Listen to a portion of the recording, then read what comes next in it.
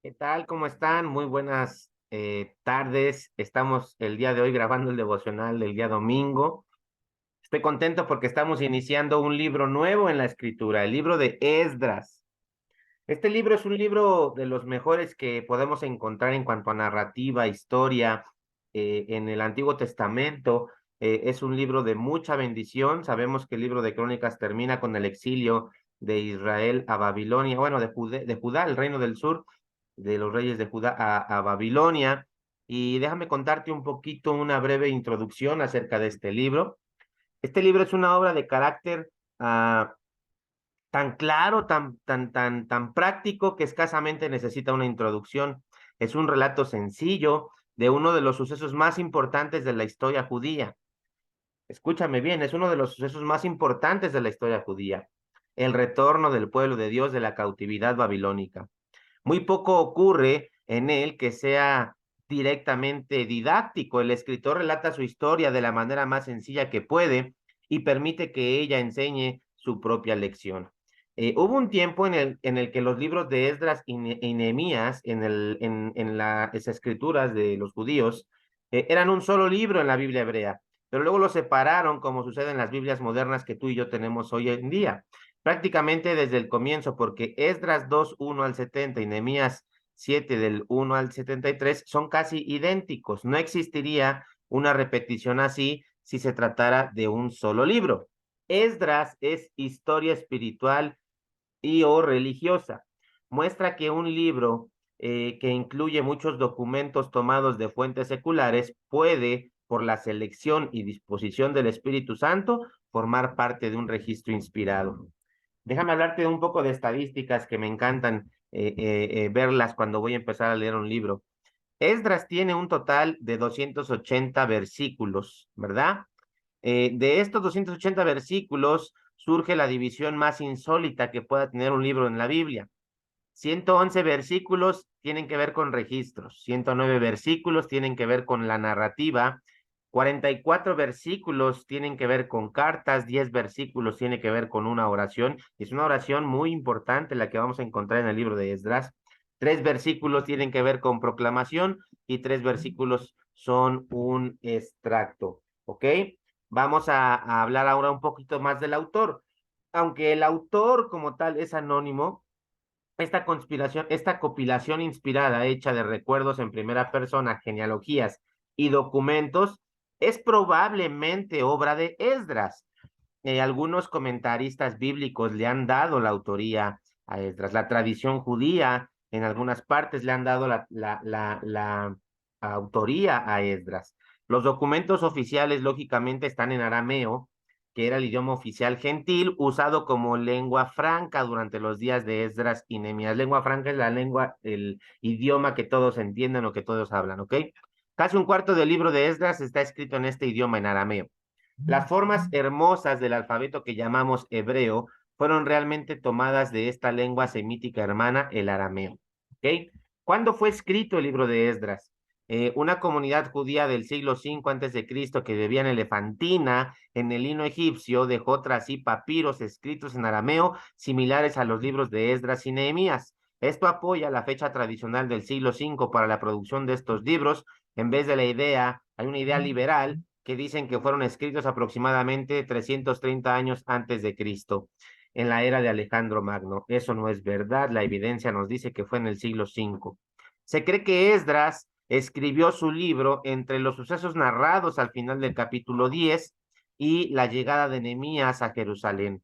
La siguiente narrativa que vamos a escuchar está llena de mucha bendición. Fíjate, puntos importantes en el libro de Esdras, Nehemías y también en Esther, que vamos a leer después de Nehemías. Un hecho importantísimo es el decreto de Ciro para reedificar el templo. La expedición de Zorobabel, el primer éxodo que se da de Babilonia, es liderado por Zorobabel a Jerusalén. Vamos a ver cómo se echa el fundamento del templo, cómo se detiene la obra del templo. Aquí en esta contemporáneo a Esdras o a lo que sucedía en Esdras, salen dos profetas que también vamos a leer más adelante sus libros, el ministerio de Ageo y Zacarías, lo vamos a ver aquí en el libro de Esdras. el decreto de Darío para reanudar la obra del templo, se termina la obra del templo, comienza el reinado de Asuero, Jerjes, vamos a ver un montón de historias muy buenas, ¿verdad? Vamos a ver un poquito de trasfondo y temas importantes. Cuando el comienzo del libro de Esdras, perdón, cuando comienza el libro de Esdras, el imperio neobabilónico está a punto de terminar y la profecía de Jeremías tocante la restauración de los judíos a su tierra se está cumpliendo. ¿Verdad? Vemos cómo ocurre la primera expedición de regreso a Palestina, a Jerusalén, a Israel, bajo la dirección de Zorobabel. Lo primero que hacen los exiliados que han vuelto es construir el altar del holocausto seguido por la casa del Señor. Esta última se levanta a pesar de mucha oposición por parte de los enemigos del pueblo de Dios y con el estímulo de los profetas Ageo y Zacarías. En los capítulos 6 al 7 hay un periodo de aproximadamente, dicen los comentaristas bíblicos, 50 años, 60 años, y durante este espacio tiene lugar la historia dramática de la reina Esther en la historia sagrada y las famosas batallas, bueno, no son famosas para nosotros, pero son para los judíos, de Termápolis, Salamina y Maratón en la historia secular judía. Los capítulos 7, 8, 9 y 10 relatan el viaje de Esdras a Jerusalén en 458 a.C., con una comisión del rey Artajerjes y dan cuenta de los esfuerzos de Esdras por reformar al pueblo. Y el día de hoy vamos a ver lo que nos compete en cuanto a los capítulos de la lectura. No voy a hablar de todos, quiero destacar lo que nos dice los versículos del 1 al 4 del capítulo 1 de Esdras. Voy a leerlos muy rápidamente para entrar en contexto. Dice que en el primer año de Ciro, rey de Persia, para que se cumpliese la palabra de Jehová por boca de Jeremías, despertó Jehová el espíritu de Ciro, rey de Persia, el cual hizo pregonar de palabra y también por escrito por todo su reino, diciendo: así ha dicho Ciro, rey de Persia: Jehová, el Dios de los cielos, me ha dado todos los reinos de la tierra y me ha mandado que le edifique casa en Jerusalén, que está en Judá. Quien haya entre vosotros de su pueblo, sea Dios con él, y suba a Jerusalén, que está en Judá, y edifique casa a Jehová, Dios de Israel. Él es Dios, la cual está en Jerusalén. Y todo el que haya quedado en cualquier lugar donde more, ayúdenle los hombres de su lugar con plata, oro, bienes y ganados, además de ofrendas voluntarias para la casa de Dios, la cual está en Jerusalén. Quiero resaltar esto, hermanos. No se nos dice que Ciro fuese parte del pueblo de Dios, que fuese judío, pero vemos cómo Dios en su soberana voluntad usa lo que le place a las personas que él quiere para cumplir su propósito. En este caso, con el pueblo de Israel. Jehová dijo, Jehová cumplió. Esto nos habla de la veracidad de la profecía de Jeremías y de la veracidad del libro de Jeremías que todavía no leemos, pero que más adelante vamos a leer.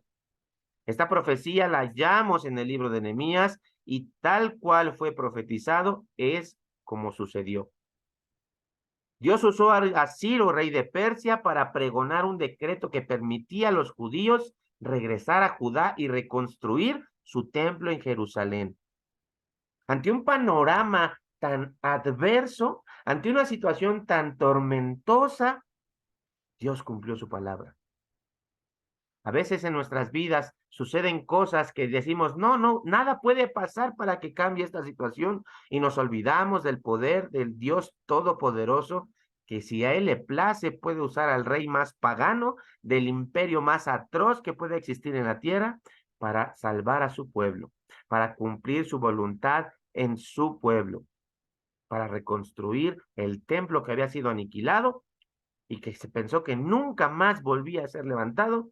Dios usó a una persona, como los judíos llamaban, paganas. Que esto nos haga reflexionar, hermanos, y que no nos asuste que en nuestras vidas Dios incluso pueda usar gente que no es cristiana para bendecir al pueblo de Dios. Además, no solo levantó ese espíritu de Ciro y le usó para hacer eso, sino que dentro del decreto de Ciro, Ciro ordenó a los vecinos, a la gente que estuviera alrededor de los judíos, a que contribuyeran generosamente para que Israel volviese a sus tierras. Hermanos, Tenemos que entender la veracidad y el poder de Dios a través de su palabra. Hermanos, Dios es real. Dios no es un cuento de hadas, no es algo que podamos jugar, romantizar, ironizar. Ay, sí, Dios, y a la mera hora se nos olvida.